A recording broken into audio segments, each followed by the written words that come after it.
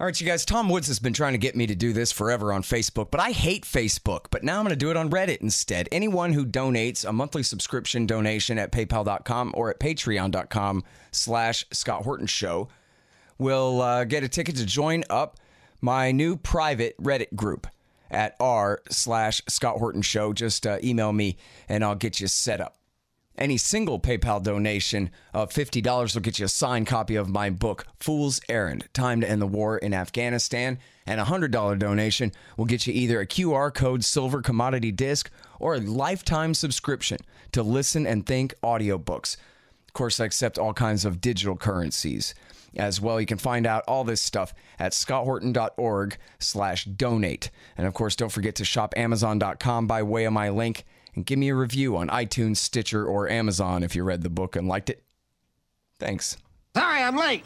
I had to stop by the Wax Museum again and give the finger to FDR. We know Al-Qaeda, Zawahiri, is supporting the opposition in Syria. Are we supporting Al-Qaeda in Syria? Well, it's a proud day for America. And by God, we've kicked Vietnam syndrome once and for all. Thank you very, very much.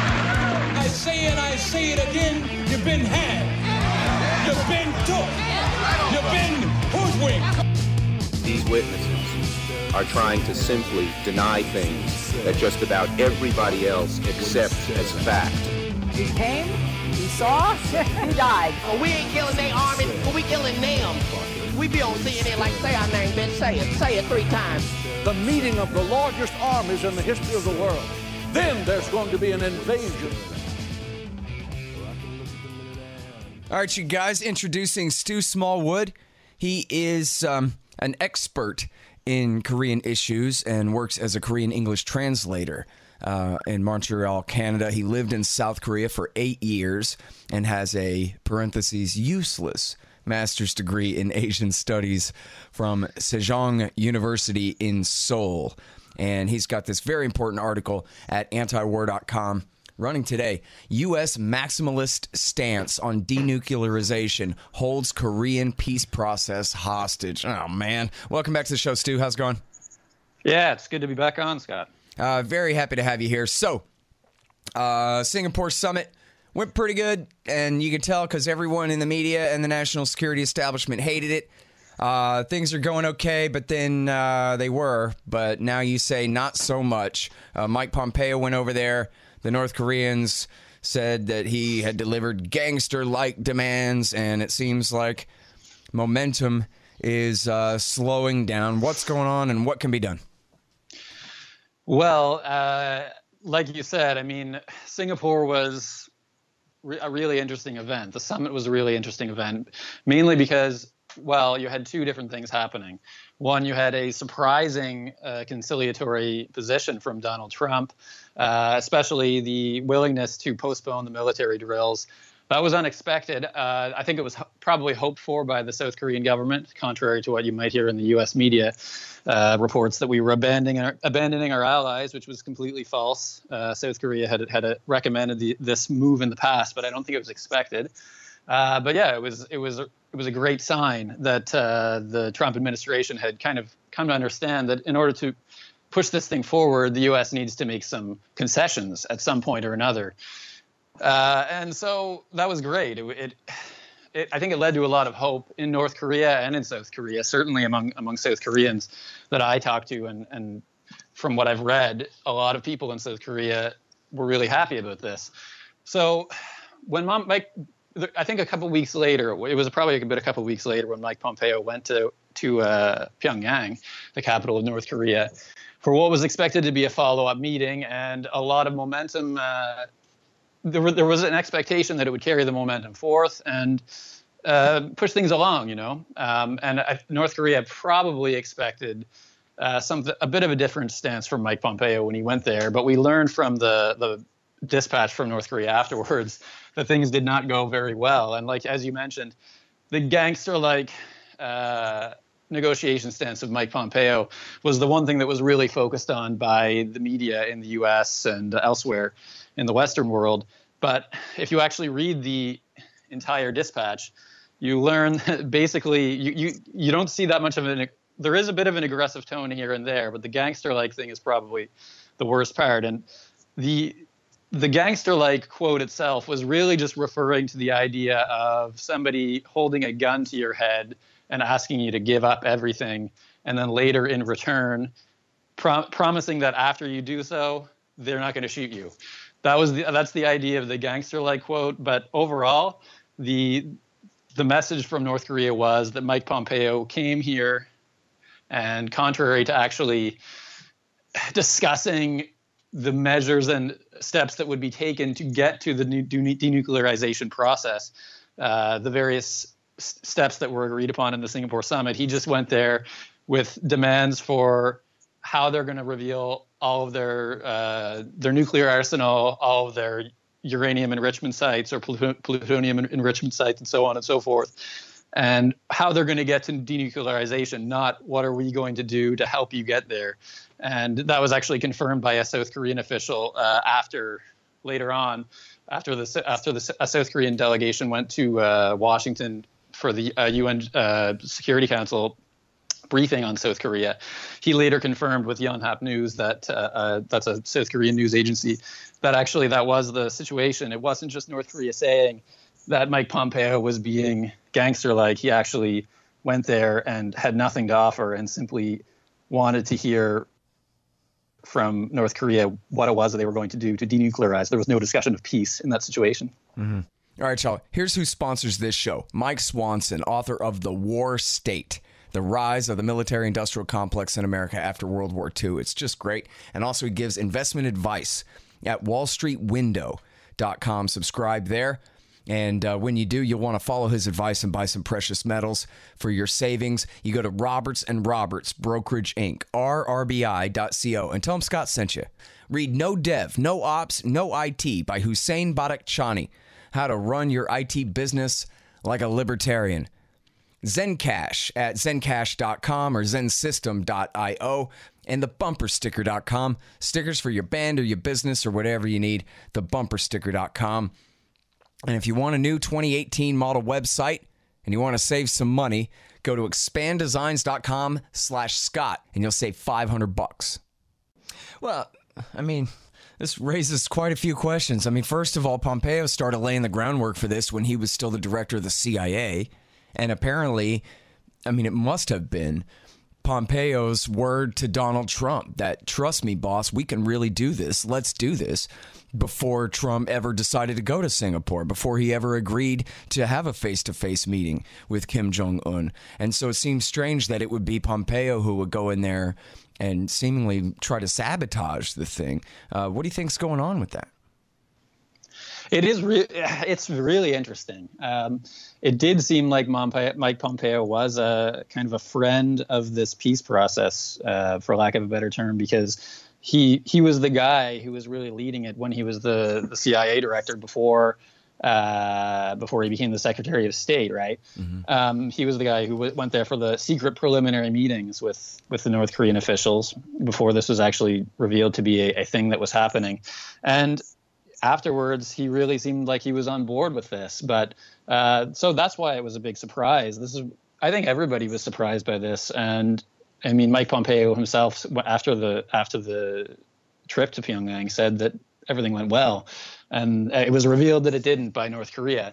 But we've seen since then that maybe Mike Pompeo is not quite the friend of peace that. I mean, nobody thinks that Mike Pompeo is like a good guy or anything, right? But he seemed like he was on board with this, and so. But we've seen it since then that maybe that's not the case, especially at the UN Security Council meeting that I mentioned earlier. At that time, he came out guns a-blazing, just talking about all the different sanctions that North Korea has violated, the UN sanctions that North Korea has violated over the entire year. He mentioned 89 different instances in the first 5 months of 2018 where North Korea violated fuel import sanctions. And I mean, there's been a lot of rhetoric ever since about different sanctions violations. Mm-hmm. Yeah, you mentioned in the article that he made such a big deal about that and said, well, how can we move forward as long as they're violating the sanctions? But if they've been violating them all year long, they were violating them before Singapore, and it didn't stop them then. So what's the problem, man?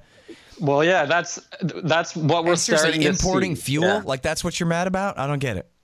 Well, the reason why I think the reason for the impasse, what I'm kind of working towards, is that Mike Pompeo seems to have an ideology here, which is the ideology that is really dominant in Washington, which is sanctions work, and the idea that sanctions are the reason why North Korea came to the table in the first place. Now, for the longest time, there have been U.S. and UN sanctions, but China wasn't really willing to go along with them for a long time until around 2014, after some nuclear tests by North Korea.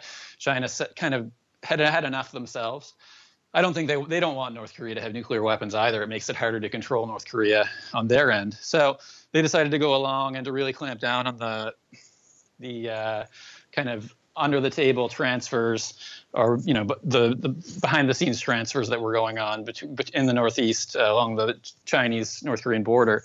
Really clamped down on that kind of thing. So in Washington, the belief is that this is why North Korea has become willing to negotiate, and I disagree with that completely, as we discussed earlier, and some of my earlier articles have shown that it's really the fact that South Korea now has more of an independent actor and a negotiating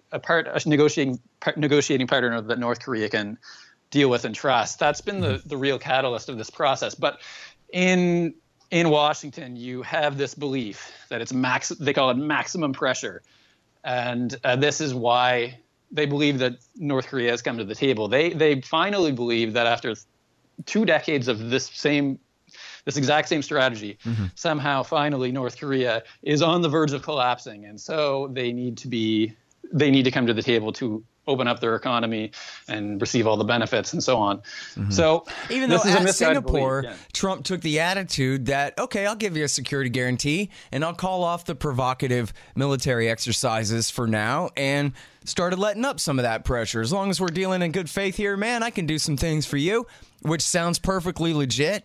And do you think it was just the media pressure and all the accusations of Trump giving away the whole store to the North Koreans here, which was obviously nonsense, and all the criticism for Trump being conciliatory at all behind this? Or it's really hard to gauge, because I mean you're right, it's an absolutely schizophrenic policy, and it's very confusing what's happening right now, because and you have reports that they don't want to, and we'll get to the importance of declaring the end of the Korean War at some point in this discussion, but they don't want to do that because they want to maintain they want to maintain a military option, which is at this point is bizarre. Like, the belief that the military option is something that is going to convince North Korea to denuclearize. In fact, it's the exact opposite. They want their nuclear weapons to make sure that the nuclear option isn't a thing. So it's hard to understand. I know that Gareth Porter's written a lot about the accusations, the media accusations, and the likelihood that there's somebody in the Trump administration that is leaking information about some pretty weak intelligence reports that North Korea is hiding secret uranium facilities and all of this, perhaps putting the pressure on the Trump administration to back off its conciliatory approach. But it's hard to know, because, I mean, the Trump administration doesn't really seem to care what people think on a lot of other issues, although I guess we have seen them back off a little bit on the détente with Russia after the criticism from Helsinki, but that's obviously another matter. But it's really hard to gauge. But what we definitely see, we can only speculate on why this is happening, but we definitely see that it is the U.S. taking now, for the most part, very much a hardline approach. Yeah. And they're trying to clamp down on the sanctions again. And it's, I mean, just today, there's news that the U.S.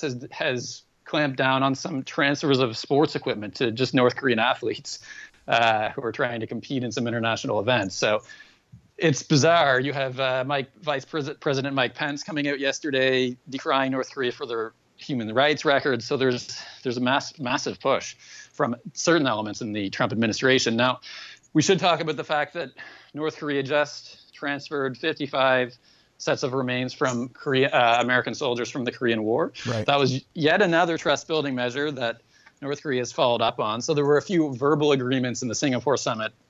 Well, that's during the something Singapore that, summit. I'm not certain what the White House said about that, but they could make a lot of hay out of that. That, hey, look at what a great success, this has been so far. Here's something that Obama and Bush and Clinton never did.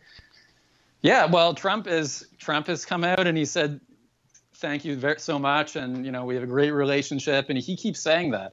So you get the Trump statements about how great things are going and how great of a relationship they have, but then literally everybody else in the administration is saying the opposite. So yeah, they being run out of the vice president's office like in the Cheney years, or what? Well, what it really looks like is that the only person who really, we're speculating, we don't know, but it looks like Trump is the only person who wants this to happen. Yeah. And I don't know. Let me ask you about this. There was this Bloomberg story that said that when Pompeo got there, the North Koreans just started jerking him around, and they didn't take him. They wouldn't tell him where they're going, and then they took him to the wrong hotel, and then they dragged out dinner for 4 hours, and they did all these things basically to prove that, you can't push us around or whatever, but in a way that was really pushing him around and humiliating him. And so this is all their fault. Oh, wow, that sounds that's petty. I don't know if that is that a legitimate report. It might be. It was written by somebody who was in the press pool with Pompeo. Is that right? Yeah. So I don't know exactly the details and the tone, but it's not nice that they did that. But if that's enough to make Mike Pompeo change what he's going there for in the first place, and I can tell you what a South Korean official said that he was solely interested in discussing while he was there, which was a full declaration of North Korea's nuclear arsenal, a timeline for dismantling the nuclear program, and an unfulfilled promise made by Kim at the summit, which is hard to know what that was. It probably has something to do with the repatriation of American soldiers, which now has been fulfilled, or it might have something to do with the dismantling of the ballistic missile test site, which has been fulfilled or is in the process of happening. And this work began after Pompeo left, so it's proof that North Korea is still on board with this situation. So, those reports, you get all of these reports about how petty North Korea is and their negotiation stance and what their tactics and all of these things. But if you get down to the brass tacks, what actual legitimate issues are being discussed, it does seem like there's one side that's being a little more hardline than the other side. Yeah. On this. So I don't know.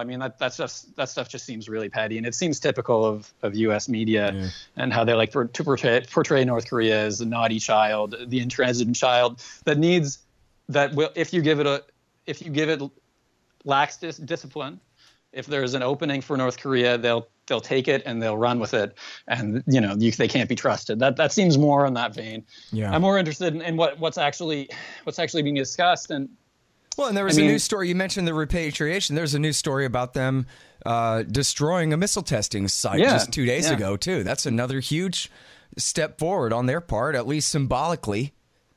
Yeah, as I just alluded to, they have either completely dismantled or are in the process of dismantling a ballistic missile test site. So there were a few things that were apparently verbally agreed upon in Singapore. So on Trump's side, he agreed to postpone the aggressive military invasion drills that happen literally just off North Korea's border. And on the other side, imagine somebody doing that to the U.S., whatever. But on the other side, North Korea agreed to no more nuclear tests. They haven't done that for 8 or 9 months anyway. No ballistic tests. Dismantling of a ballistic missile test site is also what they agreed to. And of course, you had the 4 main priorities that were declared. Number 1, establishing a better relationship between the two countries. Number 2, establishing a peace regime of some kind. Peace regime is a bit of a vague term, but it certainly means ending the Korean War. Number 3, the eventual denuclearization of the Korean peninsula, not just North Korea, but the Korean peninsula. And number 4 was the repatriation of the thousands of sets of American remains that exist in Korea. So it seems to me that if you check off all those boxes, North Korea's they're really doing well to work towards trying to build trust with the U.S. I guess negotiation tactics aside, the overall strategy of North Korea does seem to be trying to be conciliatory in their own right. Given a negotiation should involve give and take. So the overall issue, though, now is what is the U.S. willing to give North Korea for it to denuclearize? They're not going to do it for free. They have been on the American hit list for decades. They know it. They see what the U.S. has done around the world. The U.S. has a history of running rampant around the globe, changing regimes, going back on agreements. They cannot be trusted, so they're not going to denuclearize before the U.S. gives them some form of security guarantee, at least ending the Korean War. But what we see now, and officials have confirmed this, that they're not willing to consider the possibility of establishing a peace treaty in place of the armistice agreement until North Korea has completely denuclearized. So we're at this is the source of the major impasse, and we are today on the 65th anniversary of the armistice agreement. So it's an historic day to be talking about this. Right. But I saw on Twitter this morning too. It's the anniversary of the biggest massacre during the Korean War too. That's right. So it makes sense that we're talking about it on this day. That's right. Nogunri. Nogunri is, well, Ri means village. So it's a situation in the Korean War in 1950 where there were a lot of refugees who were fleeing North Korea coming south. Or some of them may have been from South Korea, but they were coming south, and they were actually forced to stop on a railway bridge by the U.S. They were inspected by American soldiers. They were told to stay there for the night. The American soldiers who inspected them fled, and then in the morning, the bombing, the strafing began, and it ended up turning into a 3-day massacre. This was the one where shots at them. It was an earthquake or a flood a few years ago that revealed the mass grave, right? And that whole scandal. It may be. I mean, there were also apparently there were 200 such incidents in the Korean War, and it has been revealed that the U.S. troops were specifically ordered by generals or whoever to fire on these people. Rumors that there were North Koreans infiltrating them. So it was a 3-day massacre. There were actually bodies piled up that the Koreans were using as like barricades or little defensive walls to try to protect themselves from the American soldiers. So it's a brutal history. Yeah, and this is what North Korea remembers. Yeah, it's really worth bringing up too, because people think of just those crazy old Koreans and what have you, but it's always left out the context of what USA did to them back in the 1950s. I've said this a million times because it's true, and it's important, I think. Our best conception as Americans of the Korean War is Hawkeye and Hot Lips Houlihan, Radar O'Reilly, and, cracking jokes and working in a hospital, but, it's just a sitcom. They never showed what was going on the other side of those North Hollywood hills there. And so the American people have no idea about millions and millions and millions of civilians being burned to death with napalm for years there. And just imagine for a moment what it would be like in America, how we would consider the North Koreans if that one time they came and burned Oregon and Washington State to the ground and murdered all the inhabitants thereof, and how over that we would be by now, and the way that we would perceive them in that situation. So, put your shoe on the other foot for just a second and look at it from their eyes. And then especially when the only reason that they left the Non-Proliferation Treaty is because Bush put them in the nuclear posture review, said maybe we'll do a nuclear first strike against Korea if we don't like them. And that was when they were still within the NPT and not making nuclear weapons. Yeah, it's so important to mention that as many times as possible. Why does North Korea have nuclear weapons in the first place? I mean, even going back as far as the late 80s, North Korea was originally under the Soviet nuclear umbrella, but they took them off of it near the end of the Soviet Union. It was, part of Gorbachev's kind of plan to sort of draw it down. So at that point, they began to look into it. And subsequent agreements made with the U.S. the agreed framework, namely in 1994, which was eventually just torn to shreds by George Bush the moment that he had the chance to do so. And yeah, I mean, just rhetoric and threats and history of massacres, and 20% of their population destroyed in the Korean War, their entire, all houses, infrastructure, anything that could be bombed, destroyed, biological, chemical weapons most likely used. It's an absolute mess. And the American exceptionalism that you're describing is really a sickness that I think it's unique to one country on the earth, and it's really why we're in this mess in the first place.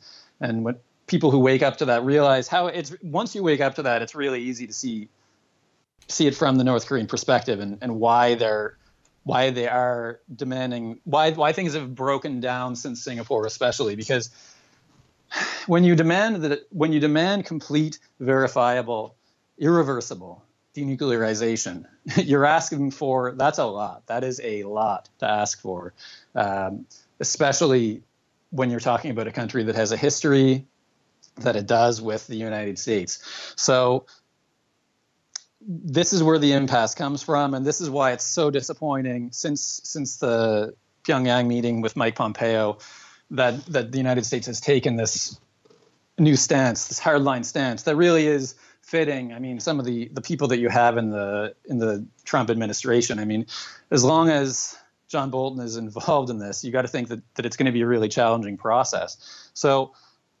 what needs to happen now really is, I mean, somebody has to get to the people that are directly involved in this, especially Pompeo or hopefully Trump, and change their mind. And in my opinion, it's really has to be the president of South Korea. Yeah.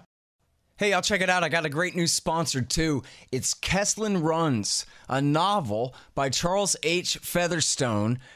He's previously been a great guest on this show, and he wrote this dystopian novel about the very near future. You're really going to love it. It's available now on Amazon in Kindle or paperback. Kesslin Runs. Well, so let's talk a little bit more about that. This guy, President Moon, his previous role in the previous government, not the previous government, but a couple of governments ago, he was in charge of the Sunshine Policy and warming up of relations. This is really his political legacy, his lifelong, and he really is intent on seeing this thing through one way or the other, right? Well, yeah. So the original Sunshine Policy began with Kim Dae-jung, who was a political prisoner and then eventually escaped South Korea during the dictatorial years and came back after things opened up, and after the U.S.-backed dictatorship of South Korea fell at the hands of the South Korean people who really fought tooth and nail for it. So Kim Dae-jung was originally the man who led the original Sunshine Policy. So, and then the next president who followed him up was also of the same, what they call the Democratic Party. It's not the same as the Democratic Party in the U.S., obviously. But on the second leg, during the second administration, Moon was the secretary of the president at the time, so he was intimately involved with it. And it's clearly he's declared it his administration. It is the administration's goal. So if it doesn't work, then it will be a massive failure for him. And you could see at the time when he was at the height of the negotiations with North Korea, especially in his second visit to North Korea after Donald Trump had unilaterally canceled the Singapore summit. That was when he was at the height of his popularity. He had almost like 75%, some polls were saying 79%. Popularity levels, and it's gone down a little bit because there have been some economic issues in South Korea that really he's not related to. But this is his legacy for sure. And all right, but if the Americans are saying, the South Korean people want, if the Americans are saying we refuse to end the Korean War until you do this, that, or the other thing, might Moon just say forget you and sign a treaty and end the war now, or he wouldn't dare? Well, it is. I mean, the armistice is between the United States, South Korea, and North Korea, right? And China too, right? And China too, yeah. So I don't know how this would all work. This is where it gets really, really messy. I mean, there's a lot of bridges to cross before we get there, but Moon really needs to find a way to get to Trump and. Yeah. All right. Now let me play devil's advocate for a second here, man. Because Stu, I'm a terrible businessman, and I'm no statesman at all. I promise. So my attitude is that the USA ought to drop all sanctions, sign a peace deal, cease all threats, pull all troops out, and then just kill the North Koreans with kindness. We don't even care what you say. We're sending all of our basketball players. We're sending all of our metal bands. We just want to be friends. And that's it. And please get rid of your nukes, too, but we don't even care if you do. But that's no way to negotiate. So, you know, what about that? What about if they took a completely magnanimous sort of point of view here that, like, hey, look, we're friends now. You don't need nukes. I already gave you a security guarantee, man. Let's go ahead and do this thing and approach the thing from all carrots, or at least, you know, many less sticks, and much more, you know, the same attitude as the Singapore summit. Am I just a sucker for thinking that might work? That really, no, we got to be tough and we got to play hardball and we got to make sure they do this before we do that and all these things? I mean, maybe Pompeo's going too far, but maybe he's sort of right. Well, I mean, let's say you took a completely just, okay, North Korea, do whatever you want kind of position, which, you know, I think would be fantastic as well. But I mean, what would actually happen? I mean, I have a feeling that China does not want North Korea to have nuclear weapons either, and there's a strong possibility that their economic cooperation with North Korea, which is beginning again, as I've touched on in the article, they've already committed, I think it was $89 million or so to finishing up the bridge that's connecting the northeast of China to North Korea across the Yalu River. So they're already on the way to violating sanctions again, and so that ship has sailed completely. Maximum pressure is not going to happen.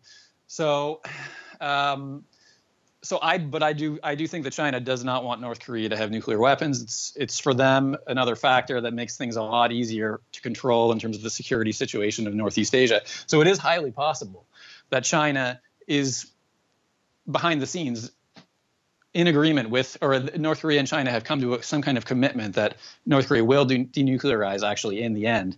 But there's probably a caveat to that, which would be that the U.S. has to give them a semblance of security, just something that would make North Korea believe that they could actually go ahead and do this, which I think would be the end of the Korean War, and some other small guarantees and just, you know, conciliatory gestures along the way. But let's say the U.S. completely step back. This is honestly, I don't think that it's in the interest of China and Russia and South Korea in the long term for nuclear weapons to be there. So if North Korea does actually want to open up its country, which I personally believe that Kim Jong-un wants to do that, but I don't have any proof because I haven't spoken to the man. However, if he does want to do that, I think that would actually be a condition that most of the countries would more or less demand in the long run. Mm-hmm. So it's possible that even if the U.S. says, you know, we're not doing this, we demand complete verifiable CVID, complete verifiable irreversible denuclearization before everything. It's possible that North Korea may more or less work towards that anyway, because it's actually in their best interest in terms of opening themselves up to the world. Yeah. Now, I mean, in terms of the maximum pressure thing, though, which is what the devil's advocate position. So we need to force them to get rid of their nukes before we give them anything, because you can't trust North Korea. They're like weasels. They get around everything that they can do. Basically, this country fundamentally can't be trusted. This is the history from the Washington Consensus. This is the history of negotiating with North Korea. Anytime you give them something, they try to take more, and then they try to trick you, and so on and so forth. So let's say that is true. It doesn't actually matter anymore because, as I alluded to, maximum sanctions that's not working. It hasn't been, according to Pompeo, it hasn't been working the whole year. There have been fuel violations all year. So there's only so much that the U.S. can actually control. And in terms of maximum military pressure, I mean, this is another reason why I think that North Korea could, in fact, in the long run, decide to just get rid of the nukes anyway. Although I am kind of undermining my argument a little bit here, but if China and Russia are willing to guarantee the regime's security, that's a pretty strong guarantee. And if it comes with economic incentives from China, right, it doesn't really matter what the U.S. military pressure is, because that's just a bridge too far for everybody to cross. Although I guess if you have madmen like John Bolton in the White House, you never know. But I think that the maximum pressure thing is really, and this is why another reason why it is surprising that the U.S. has reverted back to this. Since they've shown the understanding that the concessions do work, is that it's not a viable option anymore. China clearly wants integration with North Korea, and they've already taken that step. And once that happens again, there's no controlling the North Korean economy like they could before. There was a brief window of time where China agreed to these sanctions exemptions, and that's finished now. So right. Even your devil's advocate argument it's a feeble one, because it hasn't been working, and it's not working, and It won't work. Yeah. All right, you guys, that's Stu Smallwood. Find him at antiwar.com. U.S. maximalist stance on denuclearization holds Korean peace process hostage. Thanks very much, Stu. Appreciate it. All right, good to talk to you.